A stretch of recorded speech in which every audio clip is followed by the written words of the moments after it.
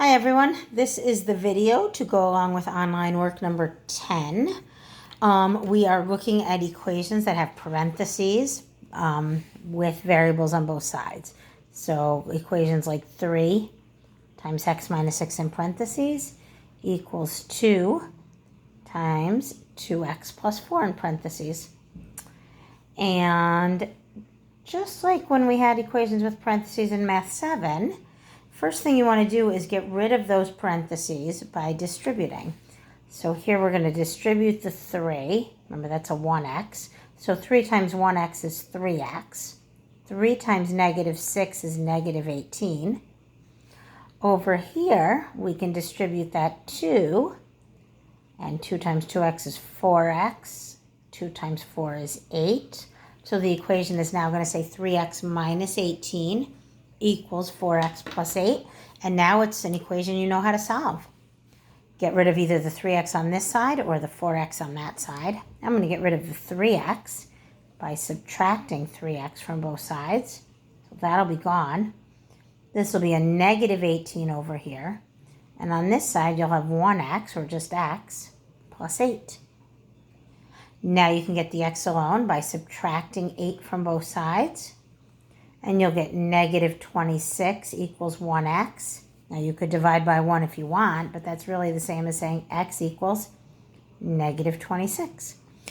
You can check your equation by plugging negative 26 back in for x. It's always the best idea to go back to the original equation.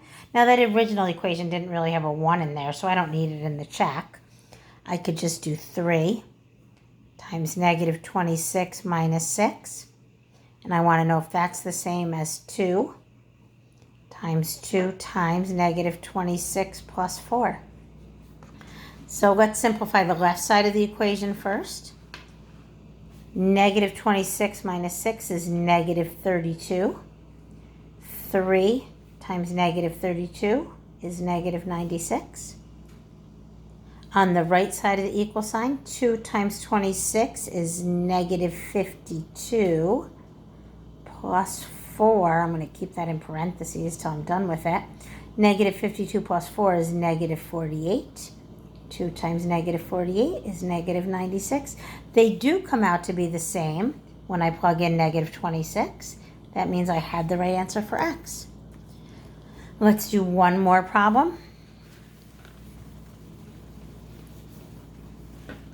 This time I'm going to do 4 times x plus 5 in parentheses equals negative 2 times 3x minus 7. Put your line at the equal sign.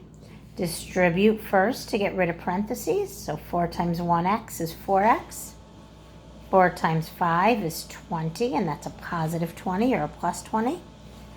On this side, we have negative 2 times 3x, which is negative 6x. And negative 2 times a negative 7 is a positive 14. Be careful there. That's where a lot of people make their mistakes. That's a negative 2 times a negative 7. Now we can choose to get rid of the 4x on this side or the negative 6x on the other side. I'm going to choose to get rid of that negative 6x by adding 6x to both sides. So that'll be gone.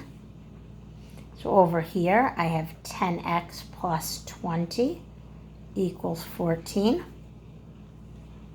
I can subtract 20 from both sides.